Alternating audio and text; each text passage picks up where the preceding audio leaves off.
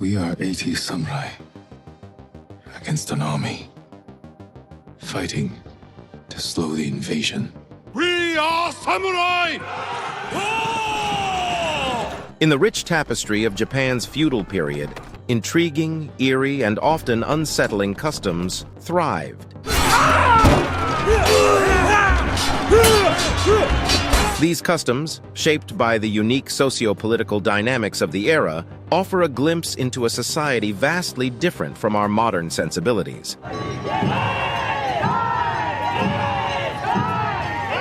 This video unveils 15 such practices that, while normalized in their time, appear notably creepy to contemporary observers. Number 1. Corpse viewing parties, Miroku-kai. Feudal Japan embraced the concept of mortality in a variety of unique and peculiar ways, one of which was through Miroku-kai, or corpse viewing parties. These social gatherings were held to bid farewell to the dead, and they held a significant place in the cultural fabric of feudal Japanese society. In Japanese Buddhism, the idea of Miroku refers to the Buddha of the future. This Buddha, also known as Maitreya in Sanskrit, is believed to arrive in the future to achieve complete enlightenment and teach pure Dharma. The notion of Miroku was adopted to add religious and philosophical dimensions to these parties, integrating Buddhist teachings about mortality and the impermanence of life. However, as eerie as these parties may seem, they served a practical purpose as well. They were an effective means of confronting and dealing with the reality of death. The merriment and celebration helped to alleviate the sorrow of loss, while the display of the body served as a stark reminder of the impermanence of life. These gatherings also served a social function, bringing together communities during times of hardship and loss. They offered an opportunity to reaffirm social ties, express mutual sympathy, and collectively remember the life of the deceased. Despite the unsettling idea of making a spectacle out of death, the Miroku-kai allowed the society of feudal Japan to cope with mortality in a way that was deeply ingrained in their cultural, religious, and social norms. For them, death was not an end, but a transition, a cause for solemn celebration rather than despair. Even though the tradition of corpse viewing parties has largely faded away in modern Japan, echoes of the practice can still be seen in the country's funeral rites and customs, reminding us of a time when death was a social event, a communal matter, and a part of everyday life. Number 2. The ritual of seppuku. Seppuku, also known as harakiri, was a highly ritualized form of suicide practiced by the samurai class in feudal Japan. As a concept deeply embedded within the samurai ethos, it exemplified the harsh, yet intriguingly mystical elements of the period. The practice of seppuku was the ultimate expression of the samurai's honor, driven by the principles of Bushido, the samurai code. According to this code, honor was considered more important than life itself. A samurai could choose to perform seppuku for a variety of reasons. Some did it to avoid falling into enemy hands, others to atone for failure or disgrace, or to show solidarity with a deceased lord. To modern sensibilities, the act of seppuku may appear horrific and incomprehensible. However, within the cultural framework of feudal Japan, seppuku was seen as an act of profound integrity. It allowed the samurai to demonstrate ultimate control over their destiny, embracing death on their own terms, and thereby restoring their honor and the honor of their families. Despite its brutal nature, the practice of seppuku reveals key aspects of samurai culture, including the profound emphasis on honor, duty, and the acceptance of death. It provides a stark contrast to modern attitudes towards death and suicide, making it one of the most unsettling yet intriguing elements of feudal Japanese culture. Through seppuku, we glimpse a worldview where death could be embraced not just as a release, but as an act of personal and societal redemption. Number 3. Ghost stories and yurei. In the vast and captivating lore of feudal Japan, the supernatural holds a crucial place, with ghost stories or kaidan playing a central role. Among the many spirits inhabiting these tales, none are perhaps as haunting or as culturally significant as the yurei. The term yurei is composed of two kanji, yu, meaning faint or dim, and rei, meaning spirit or soul. Yurei are the spirits of the deceased who are unable to move on to the afterlife due to some form of earthly attachment, be it unfulfilled love, vengeance, or the simple inability to accept their own death. Distinct from the Western conception of ghosts, yurei are often depicted in a specific way. They are usually female, dressed in a white burial kimono, with long black hair, no legs, and hands dangling lifelessly from the wrists. This image is both chilling and sorrowful, encapsulating the tragic beauty often associated with these spirits. Ghost stories involving yurei were traditionally told in the summer, believed to bring a chilling thrill that could counter the season's heat. The tales were diverse and plentiful. Some stories involved vengeful yurei, like the well-known tale of Oiwa from Yotsuya Kaidan, who sought revenge on her unfaithful husband. Others revolved around sorrowful spirits, like the story of Okiku and the 9 Plates, wherein a servant girl falsely accused of losing a valuable dish haunts her former master. The yurei has endured as a staple of Japanese folklore and continues to haunt contemporary Japanese horror. The spirit's enduring appeal lies in its ability to embody both the fear and the sorrow associated with death. Through these ghostly tales, we glimpse the cultural, social, and psychological intricacies of feudal Japan, a world where the boundary between the living and the dead was eerily porous, and the unsettled dead could reach out from beyond the grave to assert their presence. Number 4. Marital rituals and concubinage. Feudal Japan, ruled by military elite and deeply entrenched in societal hierarchies, had particular marital customs that seem unsettling to the modern observer. Marriage was far less about love and companionship and more about social, political, and economic alliances. This view extended to the practice of concubinage, a ubiquitous and accepted aspect of the era. In the samurai class, marriage was an affair of state rather than personal inclination. Marriages were arranged, and brides and grooms often met for the first time at their wedding ceremony. The primary purpose was to produce heirs, strengthen family alliances, or acquire additional resources. This system provided stability and predictability, but it also subjugated individual desires and personal happiness to familial and societal interests. In some ways, the life of a concubine reflected the harsh realities of women's status in feudal Japan. Women were largely viewed as commodities in the service of societal, familial, and patriarchal interests. This situation is starkly revealed in the stories of many women who ended up as tragic figures in folk tales, ghost stories, and historical accounts of the period. Although these practices might seem strange or unsettling from a contemporary perspective, they were integral aspects of feudal Japanese society. They underscore the socio-cultural dynamics of the period, marked by strict hierarchies, patriarchal norms, and a pragmatic approach to relationships. Over time, these practices evolved or disappeared, replaced by more modern conceptions of love, marriage, and women's rights. Yet, they continue to provide a fascinating glimpse into a world vastly different from our own. Number 5.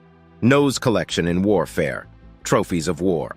One of the more gruesome aspects of feudal Japan is the wartime practice of collecting the noses of fallen enemies.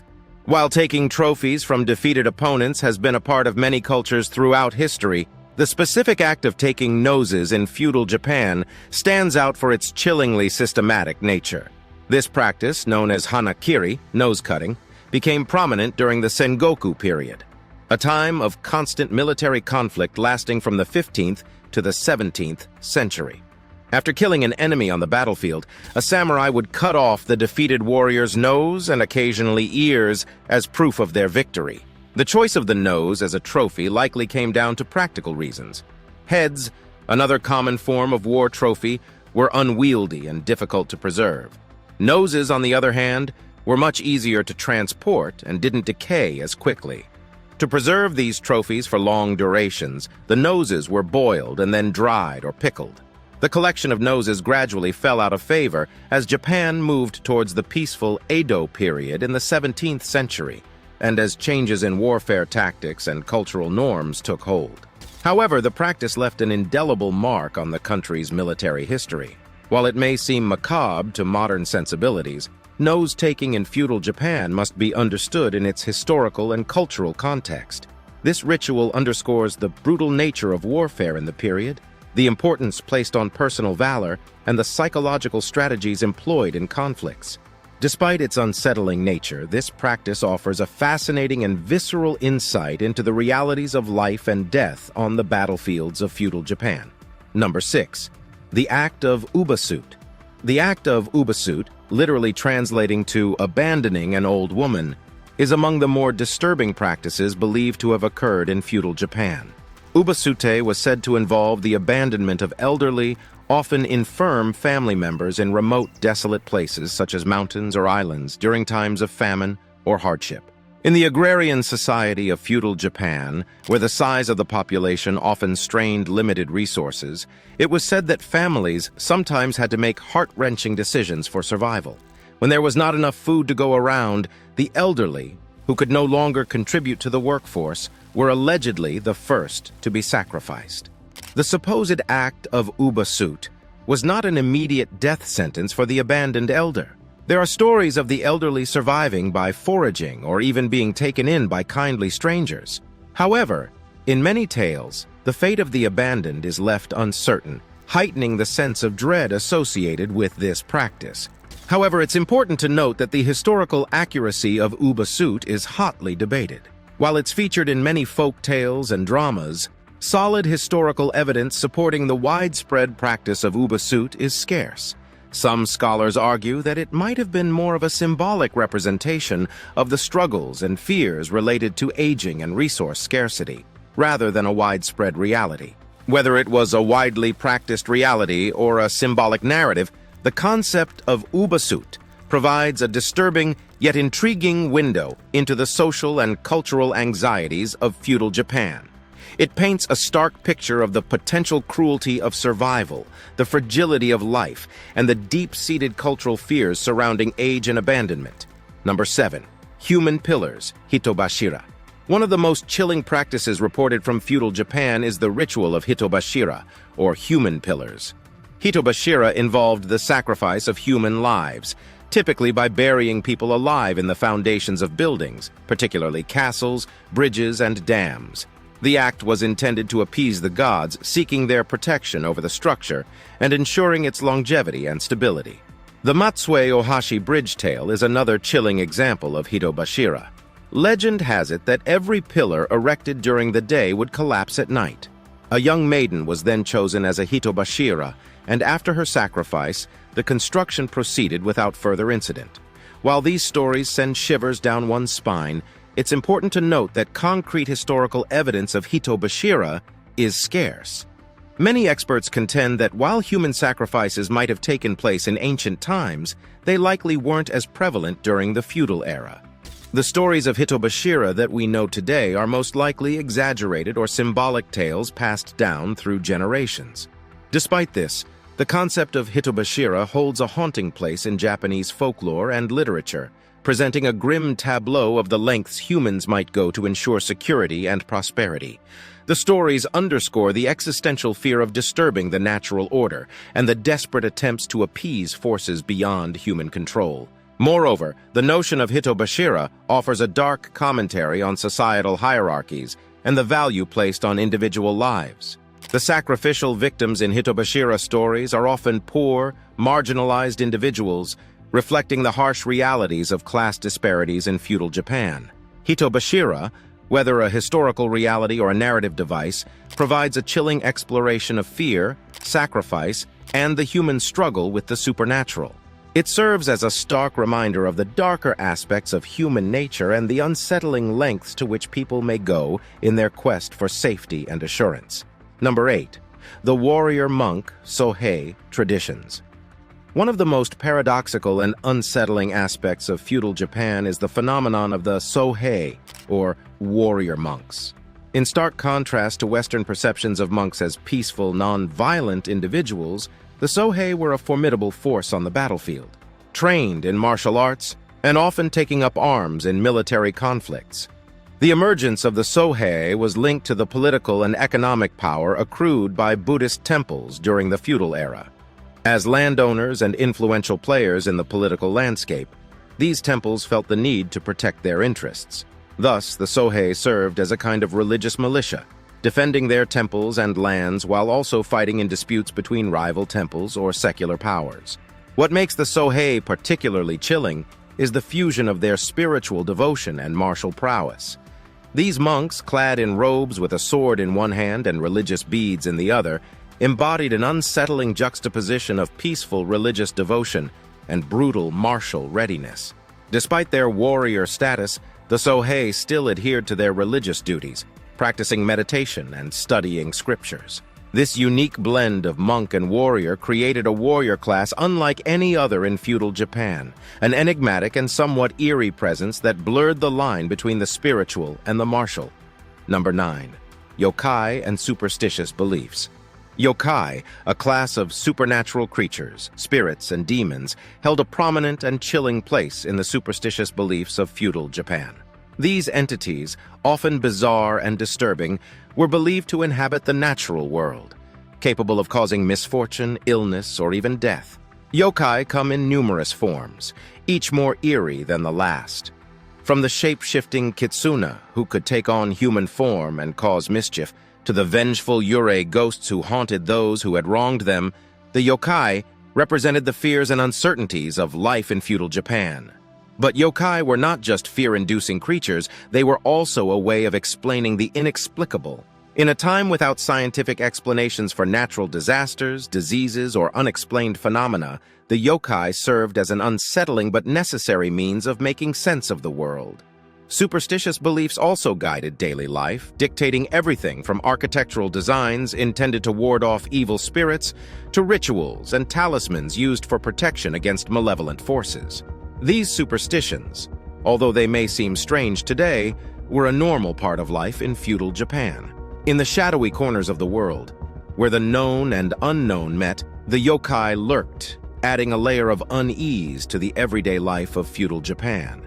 The eerie presence of yokai and the pervasiveness of superstitious beliefs remind us of a time when the world was teeming with unseen dangers, where capricious spirits might lurk behind any misfortune. Number 10. The samurai and the culture of death. Among the unsettling aspects of feudal Japan, the samurai's relationship with death stands out. While the samurai are often romanticized as noble warriors adhering to the code of Bushido, the way of the warrior, their philosophy towards death can be quite chilling to the modern mindset. Death was an integral part of the samurai ethos.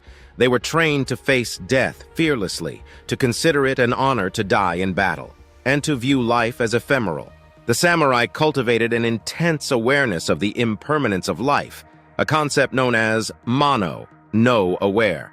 This sensitivity to the transiency of all things, combined with their martial lifestyle, fostered a culture where death was ever present. This fixation with death extended to the ritual of seppuku or harakiri, a form of ritual suicide by disembowelment. Seppuku was seen as a way to die with honor, rather than be captured by enemies or atone for serious offenses.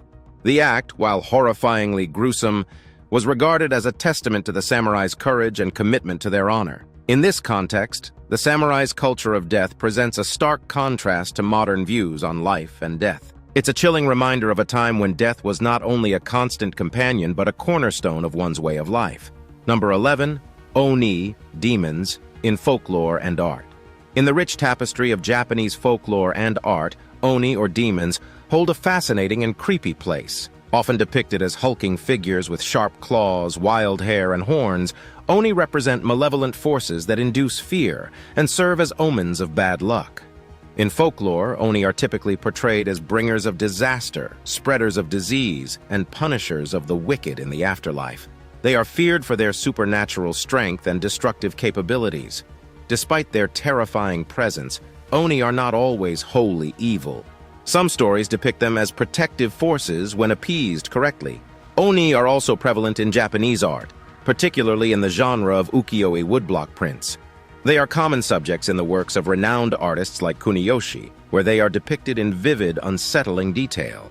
These artistic portrayals have shaped the image of oni, embedding them in the cultural psyche as figures to be feared and revered. The presence of oni in folklore and art is indicative of the complex relationship that the people of feudal Japan had with the concept of good and evil, punishment, and the supernatural. It's an eerie testament to a culture that sought to understand and navigate the perils of the world. Both seen and unseen, through these grotesque and fearsome figures.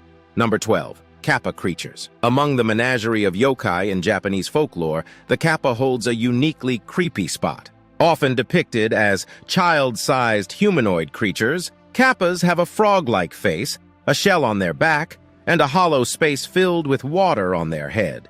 Their life source. Known for their love of cucumbers and sumo wrestling, they may not initially seem intimidating, but their traditional folklore portrays a darker side. Kappas are known as mischievous tricksters, but their tricks often veer into the realm of the malevolent. Stories recount kappas luring people, particularly children, into water bodies to drown them or drain their life force. Their reputation as malevolent water spirits made them a potent cautionary tale, keeping children away from potentially dangerous waters. In some tales, kappas are not merely malevolent creatures, but they also have a strict sense of decorum. If a person bows to a kappa, it will return the bow, causing the water from its head to spill, rendering it powerless. Such stories underscore the importance of manners and cleverness as protective tools against evil forces. The kappa's presence in folklore serves as a reminder of the dangers that were believed to lurk in everyday life, transforming the ordinary into the ominous. Even today, signs warning of kappa are occasionally seen near bodies of water in Japan, illustrating the enduring hold of this creepy creature on the Japanese imagination. Number 13. The horrors of the Sengoku period. The Sengoku period, or the Age of Warring States, 1467–1615, stands out as one of the most violent and tumultuous periods in Japanese history. A time of social upheaval, constant military conflict, and political intrigue, the horrors of the Sengoku period are a grim reminder of the chaos that feudal Japan experienced. The period was marked by near-constant warfare as numerous daimyo, feudal lords, vied for power. Battles were frequent and often brutal, with samurai clashing in bloody conflicts that claimed numerous lives. Castles were besieged, villages razed, and common people often bore the brunt of these conflicts, leading to widespread suffering. The Sengoku period was also a time of significant political assassinations, betrayal, and subterfuge. The thirst for power and control often led to ruthless and terrifying tactics. Treachery and deceit were common, as alliances shifted rapidly, and no one's loyalty could be taken for granted. Amidst the violence, there were also outbreaks of famine and disease, leading to further devastation. The persistent state of chaos and fear left a lasting impact on the Japanese psyche, influencing everything from literature and art to religious beliefs and practices. Though the Sengoku period ended with the establishment of the Tokugawa shogunate, restoring peace and order, the memories of its horrors remained. It was a chilling era that underscored the harsh realities of war and power struggles, painting a grim picture of human nature and the lengths individuals could go for ambition and survival. Number 14. Samurai tests of courage. The samurai, the military nobility of feudal Japan, are known for their martial prowess, disciplined lifestyle, and adherence to the code of Bushido. While their bravery and valor are well documented, the ways in which they tested their courage were often chilling and far removed from contemporary ideas of bravery. One example of these tests is the practice of Yamabushi Toshi, or mountain monk leap. This involved a samurai warrior jumping off a cliff into a river, trusting in their physical agility and mental resilience to survive. This terrifying act was not considered a reckless gamble, but an essential test of one's courage and ability to remain calm under extreme pressure. Even their training was a test of courage, as samurai were taught to overcome fear from a young age. They were exposed to tales of bravery and horror, instilling in them an understanding that fear was an emotion to be mastered and controlled. Physical pain was also a part of their training, meant to harden them and prepare them for the harsh realities of war. In the samurai's tests of courage, we see a chilling disregard for life's fragility, replaced with a steadfast focus on honor, duty, and the warrior ethos. These practices illustrate a starkly different understanding of courage, where the boundary between bravery and savagery blurs, and the specter of death becomes a constant companion. It's a sobering look at a culture where the exploration of fear and the celebration of courage walked hand in hand with the acceptance of violence and the ever-present shadow of mortality. These tests, while deeply unsettling and even horrifying, were instrumental in shaping the samurai as fearless warriors. They were the crucibles in which the samurai spirit was forged, ensuring that when the time came, these warriors would face their fate with unwavering resolve and unflinching bravery.